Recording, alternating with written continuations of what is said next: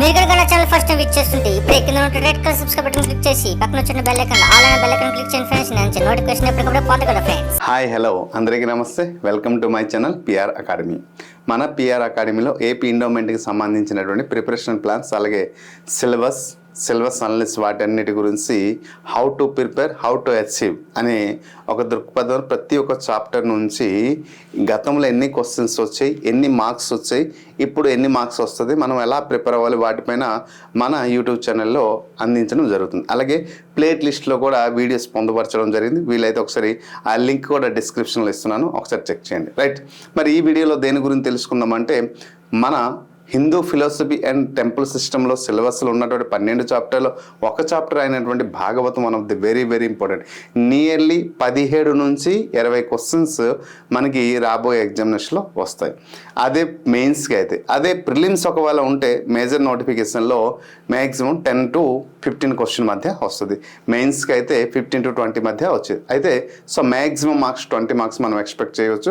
గతంలో అయితే 17 మార్కులు ఈ చాప్టర్ నుంచి వచ్చాయి. సో ఒక 20 వరకు మనం ఎక్స్పెక్ట్ చేయొచ్చు. రైట్, మరి వాటి నుండి క్వశ్చన్స్ గతంలో ఎలా వచ్చింది, ముందు భాగవతం ఎలా చదవాలి, ఏది నేర్చుకున్న తర్వాత భాగవతం నేర్చుకోవాలి అనేది ముందు. అయితే ఈ ఎపిక్స్ సబ్జెక్ట్ అనేది దేని తర్వాత ఏది నేర్చుకోవాలి అనేది మాత్రం ప్రతి ఒక్కరు తెలుసుకోవాలి. రైట్, సో అదే మీకు అవగాహన కల్పించడానికి దీంట్లో మేజర్ పాయింట్ నుండి ఎక్స్ప్లెయిన్ చేసి గతంలో ఏ తరహాలో క్వశ్చన్స్ ఇచ్చాడు అది కూడా మీకు ప్రూఫ్ రూపంలో అందించడానికి మీ ముందుకు రావడం జరిగింది. One of the best preparation, one of the best video, one of the best way to learn and how to conquer a job and how to crack the job and how to achieve a good score in the particular paper 2. ఇది మీకు క్లియర్గా ప్రతి వీడియోలో అవగాహన కల్పిస్తుంది. అదేవిధంగా ఈ వీడియోలో కూడా కల్పించడానికి నేను మీ ముందుకు రావడం జరిగింది. సో రైట్, భాగవతం మనం ఈ భాగవతంలో one of the major part అయింది ఏంటి అంటే టోటల్గా మనకి 12 చాప్టర్స్ ఉన్నాయి కదమ్మా. ఈ 12 చాప్టర్లో మనం భాగవతం గురించి ఈ చాప్టర్లో ఆల్రెడీ రామాయణం అయింది, మహాభారతం అయింది, ఇప్పుడు భాగవతం.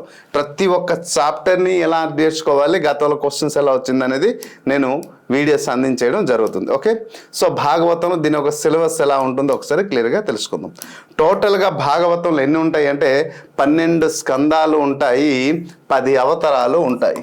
సో 12 స్కందాలు 10 అవతారాలు అన్నప్పుడే సో ఇక్కడ ప్రథమ స్కందం, ద్వితీయ స్కందం, తృతీయ స్కందం, చతుర్థ స్కందం, ఇలా టోటల్గా 12 స్కందాలు ఉంటాయి. మరి అవతారాలు కూడా 10 ఉంటాయి. సో ప్రతి ఒక్క దానికి కీ పాయింట్ రూపంలో మనం క్లియర్గా ఒక్కొక్క దానికి ఒక్కొక్క పాయింట్ రూపంలో తెలుసుకుందాం. ఇప్పుడు ప్రథమ స్కందం అంటే ఏమిటి, ద్వితీయ స్కందం అంటే ఏంటి, దేని గురించి తెలియజేస్తుంది స్కందాలు అనేది క్లియర్గా. అయితే ఈ భాగవతం అనేది మీరు ఎప్పుడు నేర్చుకోవాలి అంటే నిజంగా మహాభారతం ఏటమ్మా, మహాభారతం మనం చదివిన తర్వాతే, మహాభారతం మనం నేర్చుకున్న క్లియర్గా 18 పర్వాలు, ప్రాంతాలు, ప్రాంతాలు, ప్రదేశాలు, అలాగే పాత్రలు, అలాగే రాజవంశాలు, వీటి గురించి సంపూర్ణంగా తెలుసుకున్న తర్వాతే భాగవతం మనం నేర్చుకుని, లేకపోతే అర్థం కాదు. ఎవరు ఏంటి క్యారెక్టర్ అనేసి అర్థం కాదు. అందుకోసమే మహాభారతం నేర్చుకున్న తర్వాతే ప్రథమ స్కందం నేర్చుకోవాలి. రైట్, ప్రథమ స్కందం దేన్ని సూచిస్తుంది అంటే ఈ స్కందంలో భాగవతం అంటే దీని యొక్క ఆవిర్భావం మరియు దాని యొక్క ప్రాముఖ్యత గురించి వివరిస్తుంది. భగవంతుడి ఒక ఆవిర్భావం ఎలా, సో దాని యొక్క ఆవిర్భావం గురించి ఎక్కడ తెలియజేస్తుంది. మరి ద్వితీయ స్కందం గురించి అంటే ఈ స్కందంలో బ్రహ్మ మరియు నారదుల సంవాదం అంటే సంభాషణ జరిగేటప్పుడు ద్వారా సృష్టి రహస్యాలన్నీ ఇక్కడ వివరించి చెప్పడం జరుగుతుంది. ద్వితీయ స్కందంలో దాని గురించి తెలియజేస్తుంది. ఎవరెవరు, బ్రహ్మ మరియు నారదులు ఇద్దరు మధ్య జరిగినటువంటి సంవాదం, ఇద్దరి మధ్య జరిగిన కాన్వర్జేషన్లో సృష్టి రహస్యాలన్నీ కూడా వివరించబడతాయి. అయితే భగవంతుడి యొక్క విరాట స్వరూపం ఎలా ఉంటుంది, తన యొక్క మరియు స్థూల రూపం ఎలా ఉంటుంది, సూక్ష్మ రూపం ఎలా ఉంటాయి, ఈ 2 స్కందాల్లో క్లియర్గా అభివర్ణించడం జరిగింది. రైట్, సో విరాట రూపం, భగవంతుడి యొక్క విరాట రూపం, దాని యొక్క స్వరూపం ఎలా ఉంటుంది, మరి సూక్ష్మ స్థూలమైన రూపం, దాని గురించి ఈ స్కందంలో క్లియర్గా తెలుసుకోవడం జరిగింది. నెక్స్ట్ తృతీయ స్కందం. ఈ స్కందంలో విదురుడు, మళ్ళీ మహాభారతంకి వచ్చాం. ఈ స్కందంలో విదురుడు మరియు మైత్రి మహర్షి, ఓకే, మైత్రేయ మహర్షికి జరిగినటువంటి సంభాషణ మధ్య ప్రధానంగా ఈ తృతీయ స్కందంలో ఉంటుంది. ఎవరికి? మైత్రేయ మహర్షి మరి విదురుడు కూడా గొప్ప జ్ఞానవంతుడు, నీతివంతుడు కదా. వారిద్దరి మధ్య జరిగినటువంటి సంభాషణ మరి సంవాదం గురించి తెలియజేసిందే మనకి తృతీయ స్కందం అనేసి అంటాం. మరి వరహ అవతారంలో హిరణ్యక్షుని వధించి భూదేవిని కాపాడడానికి శ్రీకృష్ణుడు ఎత్తినటువంటి వరహ అవతారం గురించి ఈ తృతీయ స్కందంలో కూడా తెలియజేస్తుంది. సో ఇది ఇక్కడ స్కందాల గురించి చూసారు కదా. అయితే ఇక్కడ మొత్తం ఈ ఉన్నటువంటి 12 స్కందాలు ఒక్కొక్క స్కందం ఒక్కొక్క గురించి కాబట్టి క్లియర్గా తెలుసుకున్నాం. నెక్స్ట్ చతుర్థ స్కందం. ఇది దేని గురించి తెలియజేస్తుంది సార్? చతుర్థ దక్ష యజ్ఞం. దక్షుడు ఎప్పుడైతే యజ్ఞం నిర్వహించాడో మరి ఆ దక్షుడు యజ్ఞం నిర్వహించేటప్పుడు సతీదేవికి ఆవాహనం అందదు, కానీ సతీదేవి ఆత్మాహుతి చేయడం జరుగుతుంది. మరియు ఎప్పుడైతే సతీదేవి ఆత్మాహుతి చేసుకుంటుందో అప్పుడు వీరభద్రుని యొక్క వీర కృత్యాలు ఏ విధంగా యజ్ఞం మొత్తం ధ్వంసం చేస్తాడనమాట. సో పరమేశ్వరుడే ఆయన ఒక అవతారం వీరభద్రుడు రూపంలో వచ్చి మొత్తం ధ్వంసం చేయడం చతుర్థ స్కందంలో వివరించి చెప్పడం జరుగుతుంది. సో దీని యొక్క ప్రధాన అంశాలు ఇవి. నెక్స్ట్ పంచమి స్కందం దేని గురించి అంటే వృషభదేవుని యొక్క చరిత్ర ఉంటుంది మరియు తన కుమారుడైన భరతుని కథ అక్కడ ప్రధానంగా ఉంటుంది. సో దీంట్లో ఏంటంటే భూగోళం మరియు సప్తద్వీపాలు, సప్త సముద్రాలు మరియు వివిధ లోకాల్లో ఉన్నటువంటి వర్ణ గురించి ఈ పంచమి స్కందంలో ఉంటుంది. క్లియరా? షష్ఠ స్కందంలో ఏం తెలియజేస్తుంది? ఇక్కడ భగవంతుడి యొక్క నామస్మరణం యొక్క గొప్పతనం గురించి తెలియజేస్తుంది. అంటే నారాయణ నారాయణ నారాయణ అని జపిస్తే, అంటే అజామిళుని యొక్క మరణం ఈ సమయంలో తన కొడుకు అయినటువంటి కుమారుడైన నారాయణుడు, తన కుమారుడు, సో ఆయన పెద్ద పాపి, కానీ తన కుమారుడు నారాయణ నారాయణ నారాయణ అని జపించడం వల్ల ఆయన రక్షింపబడతాడు. పాపి అయినప్పటికీ కూడా రక్షింపబడతాడు. సో ఈ స్కందంలో నారాయణ యొక్క నామం యొక్క గొప్పతనం గురించి తెలియజేస్తుంది. నెక్స్ట్ సప్తమ స్కందం దేని గురించి? ఈ స్కందం ప్రధానంగా ప్రహ్లాదుడి యొక్క చరిత్ర గురించి అంకితం చేస్తుంది. ప్రహ్లాదుడు పుట్టిన తర్వాత భగవంతుడికి ఎంత భక్తితో నారాయణుడు అనే మంత్రం ఎంత పూరితంగా నాలుగతో నాలిటడు చేసి భక్తి అనేది భావానికి చాటి భగవంతుడు ప్రతి చోటలో ప్రత్యక్షమై ఉన్నాడు అనే భావాన్ని తెలియపరిచిన గొప్ప భక్తి కలిగినటువంటి హిరణ్యకశిపుని యొక్క దురహంకారానికి ప్రహ్లాదుడు సరైనటువంటి విష్ణు భక్తితో పాటు ఆయన ప్రహ్లాదుడు అంటే హిరణ్యకశిపుడికి మరణానికి కారణమైన వ్యక్తి ఎవరంటే తన కొడుకు. సో దేని గురించి తెలియజేస్తుంది? సప్తమ స్కందం. మరి అష్టమ స్కందం దేని గురించి తెలియజేస్తుందమ్మా? నేను ప్రతి ఒక్క దానికి ఒక్కొక్క లైన్తో ఎక్స్ప్లెయిన్ చేస్తాను, గమనించగలుగుతారు.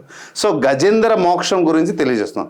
సో ఈ అష్టమ స్కందంలో దేని గురించి తెలియజేస్తుంది? గజేంద్రుడి మోక్షం అనేది ప్రారంభమవుతుంది. అయితే ముసలి బారిన పడినటువంటి చెక్కిన గజేంద్రుడు భగవంతుడు ఒక ఆర్తితో భగవంతుడి పిలిస్తే స్వయంగా ఆ విష్ణుదేవుడే వచ్చి భగవంతుడు కాపాడినటువంటి స్కందం గురించి తెలియజేస్తుంది. కథ గురించి తెలియజేస్తుంది అష్టమ స్కందం.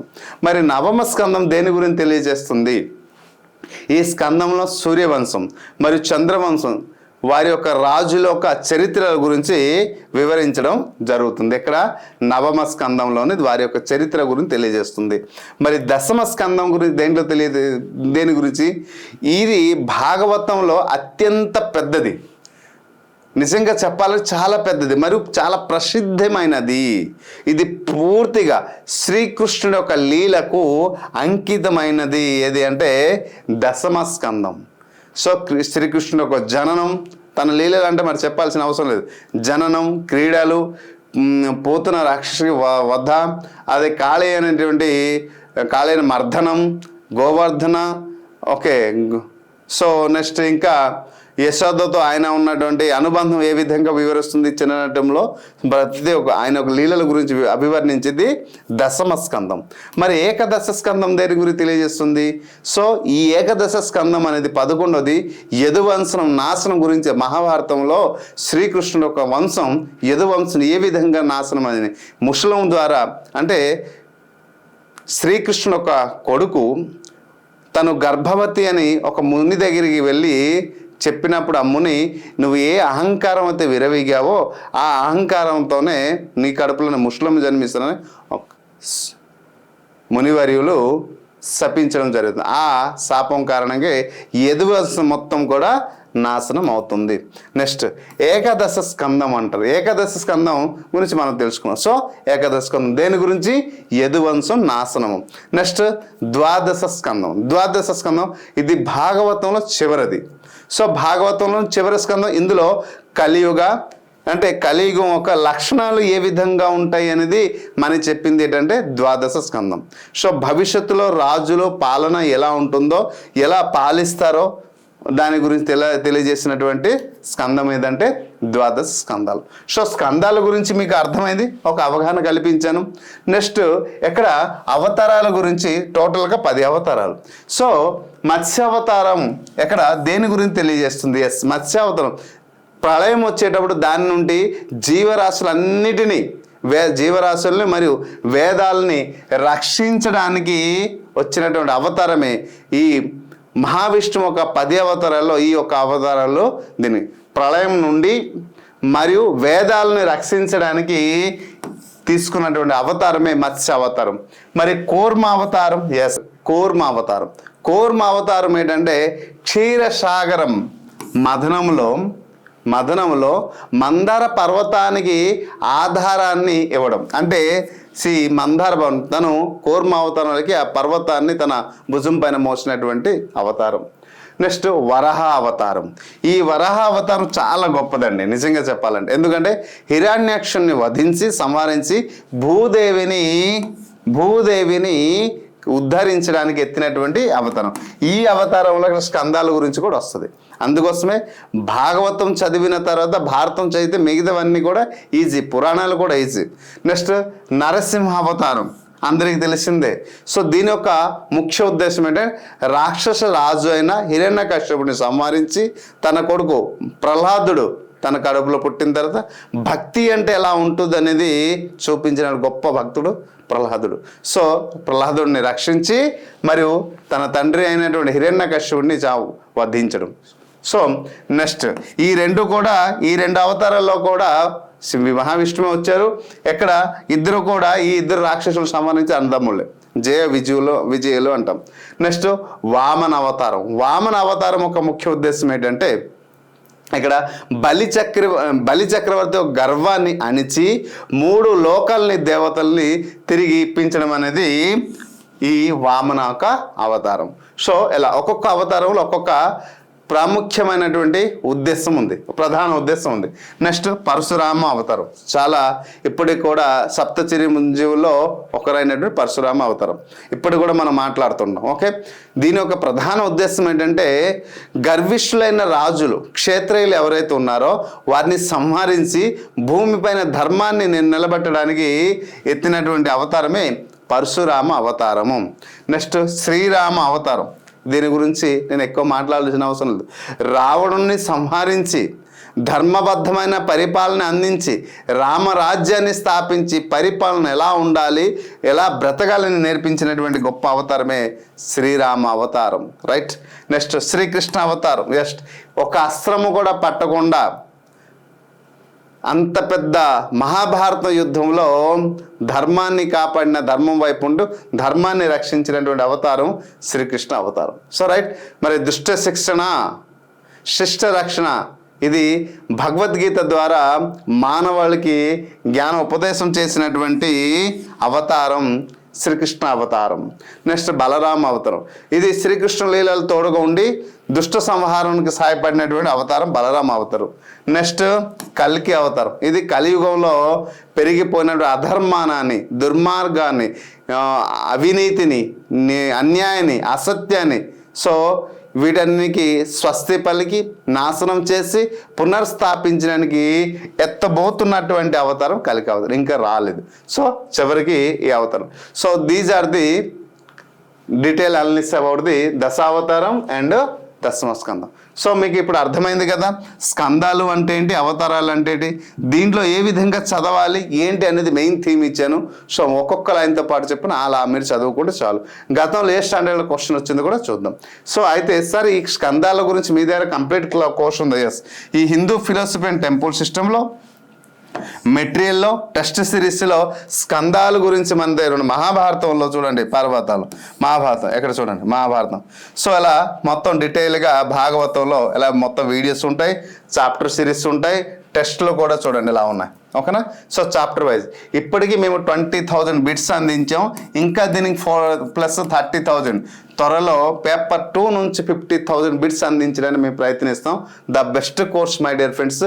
మెటీరియల్ కూడా ఇప్పుడు చెప్పినప్పుడు స్కందాలు ప్లస్ ఇంకా అవతారాల గురించి ఏదైతే చెప్పానో, లేదు అంటే సిలబస్ ఎలా ఉంటుంది, మా మెటీరియల్ ఎలా ఉంటుంది, దాని గురించి నాకు వాట్సాప్లో hi sir send me endowment syllabus అంటే మీకు సిలబస్ పంపిస్తాను. మా మెటీరియల్ ప్లస్ సిలబస్ చూడండి, నచ్చితే కోర్స్ తీసుకోండి.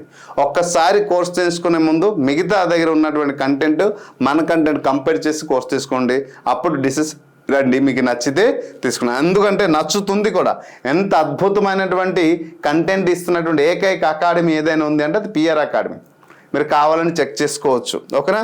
So one of the best online course my dear friends. Okay, so right.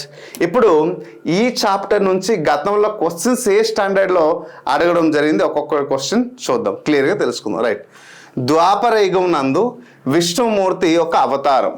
ద్వాపర యుగం సరే ఇక్కడ ఏటన్నాడు, ద్వాపర యుగంలో విష్ణుమూర్తి యొక్క అవతారం అన్నారు. సో యుగాలు ఏంటి, మొత్తం యుగాలు ఎన్ని అంటే 4 యుగాలు ఉంటాయి కదా, 4 యుగాలు. ఈ యుగాల గురించి మనకి అందరికీ తెలుసు. సో సత్యయుగం, అలాగే త్రేత్రయుగం, ఓకే త్రేతయుగం, అలాగే ద్వాపర యుగం, కలియుగం.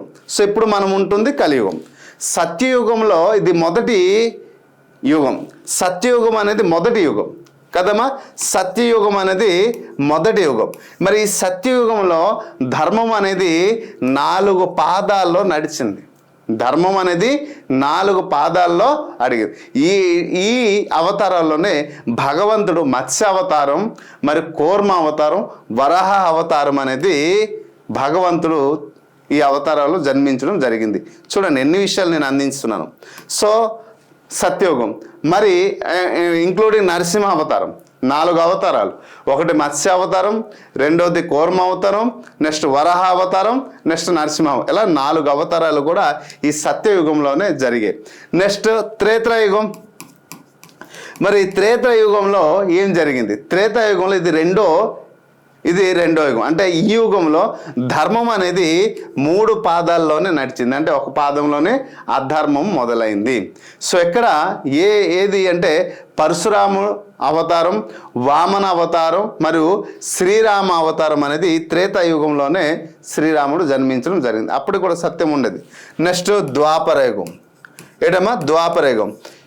సో ద్వాపర యుగంలో ధర్మం అనేది కేవలం ఇక్కడ 2 పాదాల్లోనే, ఇది 3వ యుగం.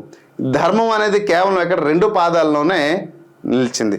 అయితే ఈ ధర్మం అనే 2 పాదాలలో నిలిచింది కాబట్టి ఇక్కడ కృష్ణ అవతారంలో ఇక్కడ మనం జరగాల్సింది ఏంటంటే ధర్మాన్ని అధర్మాన్ని అణిచి ధర్మాన్ని రక్షించినటువంటి అవతారం ఏదంటే అది ద్వాపర యుగం.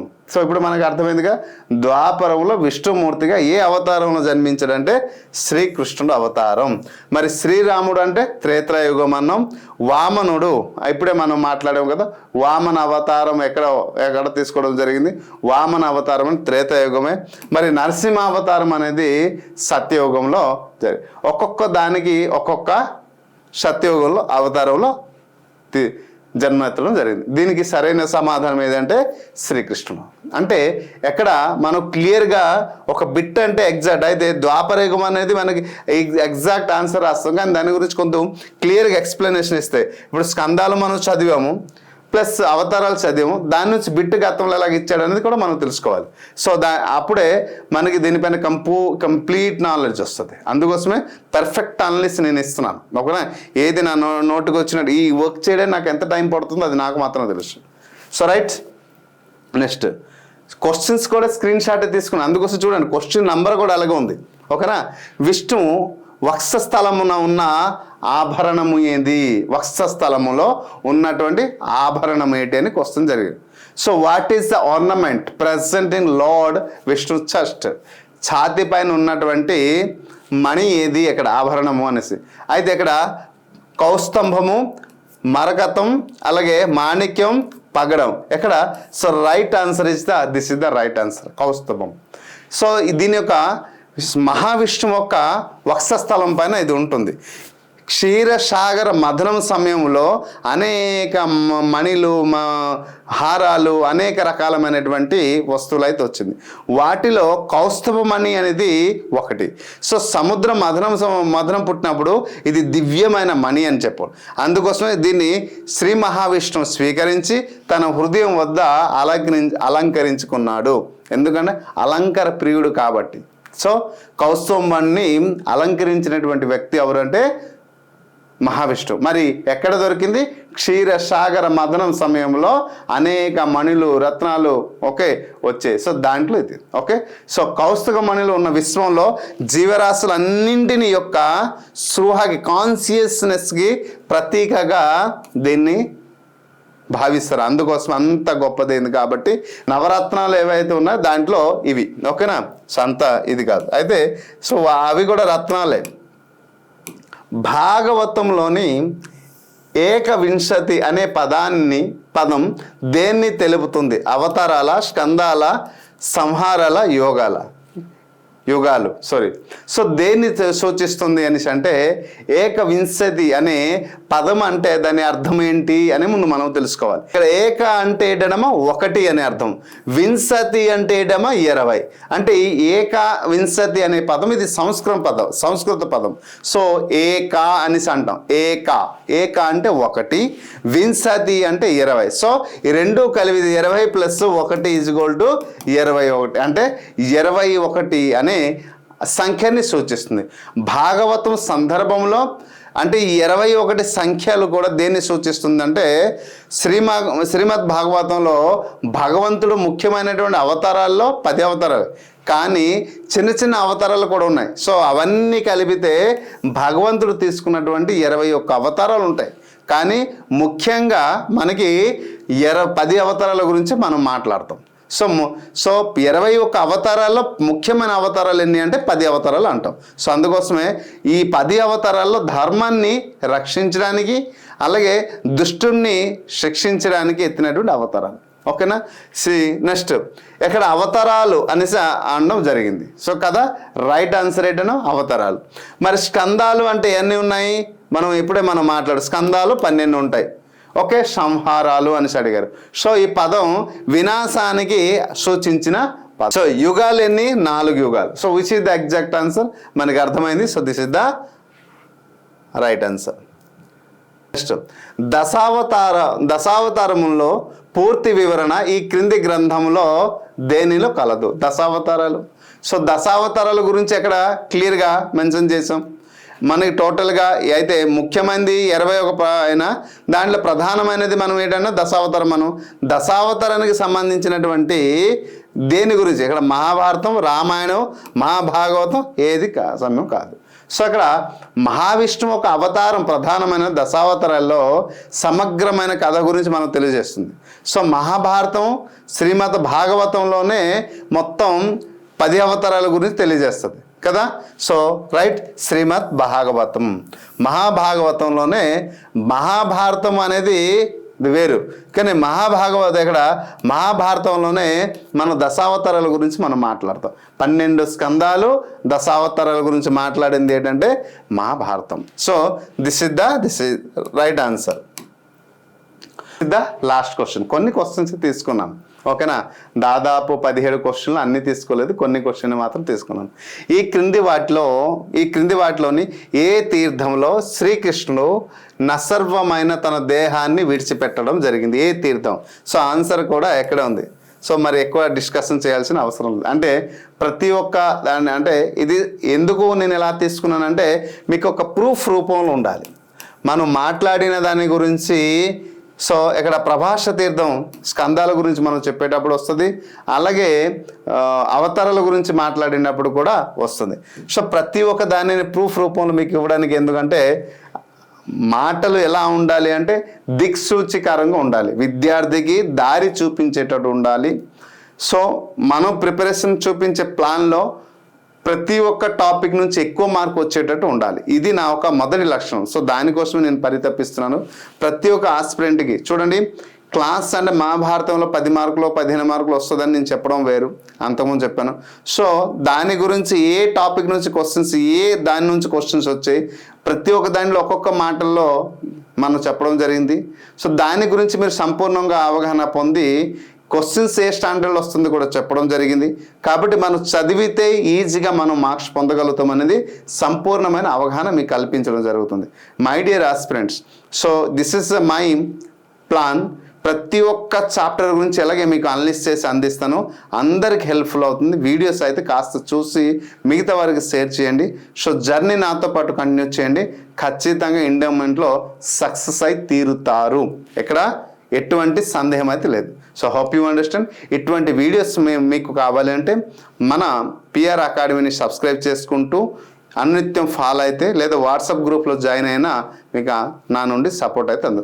అతి త్వరలో మనం లైవ్ క్లాస్ స్టార్ట్ చేస్తున్నాం. సో ప్రతి ఒక్క స్టూడెంట్కి ఇంకా దగ్గర అవుతాం. ఓకేనా? Hope you understand clearly.